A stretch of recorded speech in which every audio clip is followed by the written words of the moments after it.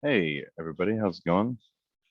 Looking to share kind of a fun feature today that we've been working on.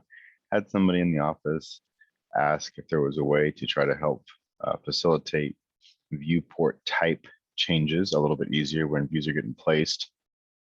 We use several different viewport types, depending on if it's a floor plan, an elevation, or a section, or a drafting view, call out, etc. And then we also have some projects that can leverage this for viewport title changes related to the scale of the drawing as well. But what we put together here is just an updater that runs in the background, and anytime you go to place a viewport, it is going to decide, or at least try to decide, what type of view it is and what viewport type it should use. So here I've just got a sheet that's open right now. I've got a view. So this is a floor plan view. And if I place that down, you'll see while it's in placement mode, it's just on our standard RDG viewport title. That's kind of our default to our baseline. But if I place this down, you'll see that it actually will go ahead and it'll change to now it is an RDG viewport title with north arrow.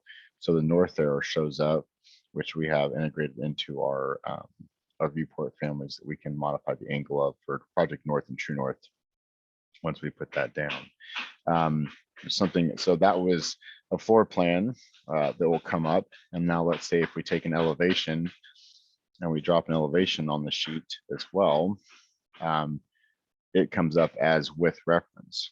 So we use a reference to call out what plan or what view this elevation derived from. So you can see that's actually from the floor plan on this sheet, so that those two things are now linked together.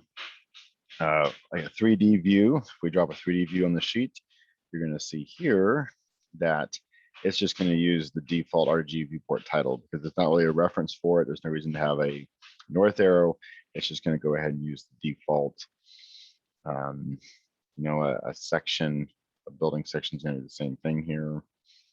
Put this on, and it's going to default to the with reference as well. So you can see that it too is also being referenced from this floor plan.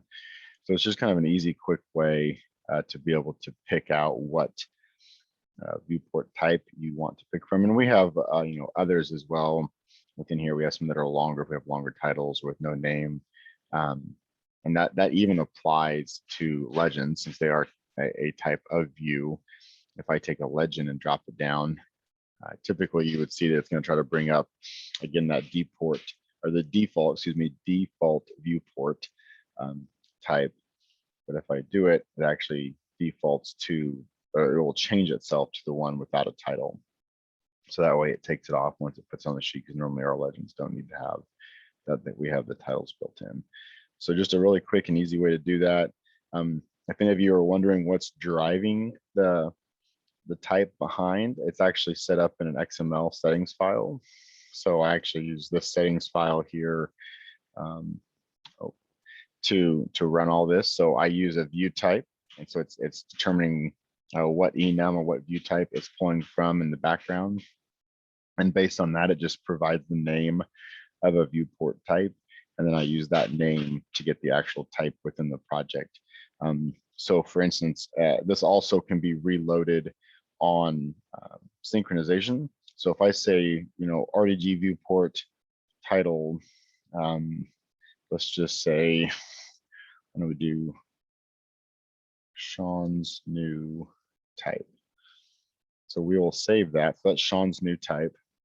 Come back in here and say, we're going to take this. So we're take a section. So we're not going to take the 3D just to make sure we're not, doesn't seem like we're doing anything funny. If we take the section here, we go to edit type and we duplicate this, and